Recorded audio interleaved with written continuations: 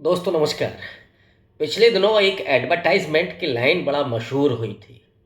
क्या चल रहा है आजकल? अगर हम पूछें कि भारत में क्या चल रहा है तो दो ही चीज़ों की बात होगी, या तो क्रिकेट के वर्ल्ड कप की या फिर 5 राज्यों के चुनाव की। 5 राज्य छत्तीसगढ़, मध्य प्रदेश, राजस्थान, मिजोरम और तेलंगाना। मैं आज बात करूंगा छत्तीसगढ़ में राहुल गांधी के भाषण की। ये भाषण कई मायनों में अलग है। अपने आप में राहुल गांधी ने पिछले दिनों जिन बातों को रेखांकित किया उससे 4 कदम आगे दिखाई पड़ता है, और इसलिए इस भाषण की पड़ताल करना जरूरी है। राहुल गांधी ने छत्तीसगढ़ में, चूंकि वहां पहले से भूपेश बघेल की सरकार है, कांग्रेस पार्टी की सरकार है, तो उन्होंने कहा कि अगर हम दोबारा सरकार में आते हैं तो अपने वादों को पूरा करेंगे। जो हम कह रहे हैं वो हम पूरा करेंगे। और एक वादा उन्होंने जो किया, 6 वादों में से, उन्होंने कहा कि हम सरकारी स्कूलों में केजी से पीजी की शिक्षा फ्री करेंगे। बहुत महत्वपूर्ण मुद्दा, क्योंकि इस समय देश में जो दक्षिणपंथी भारतीय जनता पार्टी है वो मंदिर की बात कर रही है, वो कश्मीर की बात करेगी, वो हो सकता है कि गाजा की बात करे, माने इजराइल और फिलिस्तीन की युद्ध की। लेकिन देश के लोगों को, उनके बच्चों को एजुकेशन मिलेगी, इसकी वो बात नहीं करती। ओल्ड पेंशन स्कीम की बात नहीं करती। वो हिंदू मुसलमान के नाम पर, मंदिर की राजनीति के नाम पर इस लोगों के बुनियादी जरूरतों से उनको दूर करती है, उन पर चर्चा ही नहीं करती है। ऐसे में राहुल गांधी का एजुकेशन पर जोर देना, और उन्होंने तो यहां तक कहा कि बीजेपी के लोग नहीं चाहते कि गरीब का बेटा अंग्रेजी बोले। और इसी में जो अगला वाक्य था राहुल गांधी का, उन्होंने कहा कि भारतीय जनता पार्टी के नेता 24 घंटे हिंदी बोलते हैं, लेकिन उनके बेटे, उनके बच्चे इंग्लिश मीडियम में पढ़ते हैं, और वो नहीं चाहते कि जो गरीब का बच्चा है वो अंग्रेजी बोले, वो इंग्लिश मीडियम में पढ़े। और उन्होंने कहा कि हम वादा करते हैं कि केजी टू पीजी, माने इंग्लिश मीडियम की जो सरकारी एजुकेशन है उसको हम फ्री करेंगे, पढ़ाई मुफ्त करेंगे। और पढ़ाई ही वो साधन है, वो यंत्र है जिसके जरिए किसी भी देश में, किसी भी समाज का डेवलपमेंट होता है, उसका सशक्तिकरण होता है। और जो इस देश का वंचित तबका है, दलित, आदिवासी, पिछड़ा, महिलाएं, अल्पसंख्यक, पसमानदा खास करके, उसके लिए तो ये बहुत महत्वपूर्ण युक्ति है।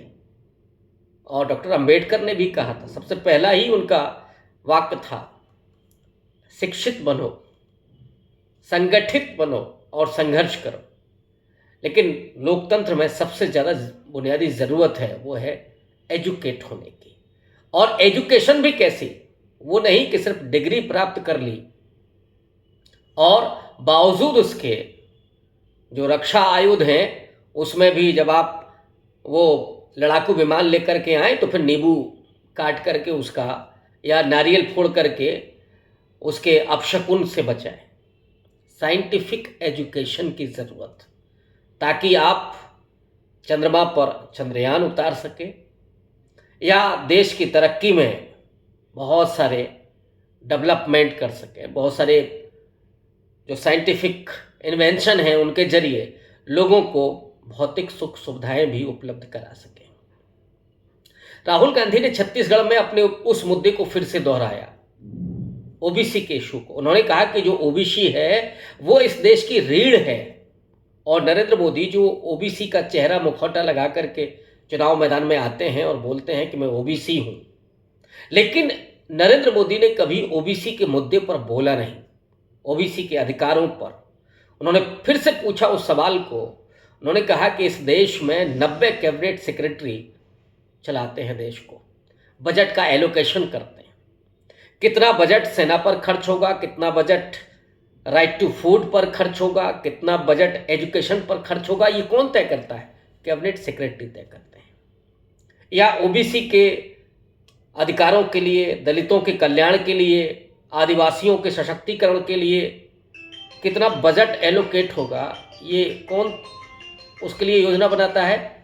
वो योजना बनाता है कैबिनेट सेक्रेटरी। तो उन्होंने कहा कि कैबिनेट सेक्रेटरियों में जो 90 सेक्रेटरी, उसमें 3 केवल ओबीसी के हैं, इसलिए वो कैसे न्याय कर सकते हैं, एक इशू इन्होंने ये बता। आदिवासियों के मुद्दे पर राहुल गांधी ने अपनी बात को दोहराया। उन्होंने कहा कि जो आदिवासी है उसे हम वनवासी नहीं कहते, जो आरएसएस कहती है। आरएसएस तो उसे जंगली समझती है, लेकिन हम मानते हैं कि आदिवासी इस देश के असली मालिक हैं। उनके जल और ज़मीन की रक्षा की जानी चाहिए, और उनके साथ जो बीजेपी करती है, बीजेपी का रवैया क्या है? भारतीय जनता पार्टी का एक नेता आदिवासी के मुंह पर पेशाब करता है, उनका उत्पीड़न, उनका अपमान, ये बीजेपी करती है। लेकिन हम ये मानते हैं कि आदिवासी इस देश के असली मालिक हैं। ये जो इशू उठाए हैं राहुल गांधी ने आज, वो इशू कितने महत्वपूर्ण हैं। और छत्तीसगढ़ में जब राहुल गांधी इस बात को कह रहे हैं तो उन्होंने एक हमला अडानी पर भी किया। अडानी को लेकर के पहले से वो सवाल करते रहे। पार्लियामेंट में भी राहुल गांधी ने अडानी और मोदी के फोटो को दिखा करके पूछा कि ये रिश्ता क्या कहलाता है। अडानी की जिस तरह से संपत्ति रातों रात बढ़ी, हिंडनबर्ग की रिपोर्ट ने उसका पर्दाफाश किया था कि अब तक भारत के सबसे बड़े औद्योगिक या पूंजीवादी घोटाले का पर्दाफाश हिंडनबर्ग की रिपोर्ट ने किया था कि किस तरह से शेयर मार्केट में घपलेबाजी करके अडानी की संपत्ति को बड़ा दिखाया गया। राहुल गांधी ने इस पर सवाल पूछा था, और आज उन्होंने 2 मुद्दों को इसके साथ जोड़ा। उन्होंने कहा कि जीएसटी और नोटबंदी से असली फायदा अडानी को हुआ है। नोटबंदी जिसमें लोग लाइन में लग कर के 100 से ज़्यादा मर गए, तमाम लोगों के शादियां टूट गई, घर उजड़ गए, लोगों को मिला क्या? और उसका फायदा राहुल गांधी कह रहे हैं कि अडानी को हुआ। जीएसटी जिसकी वजह से जो मझोला व्यापारी है वो सबसे ज़्यादा प्रताड़ित है। जीएसटी भरने में जो तकनीकी चीज़ें हैं वो उसको नहीं आती हैं, और इन मुश्किलों को कम नहीं किया गया है। इसका फायदा, असली जो फायदा मिल रहा है वो अडानी को मिल रहा है।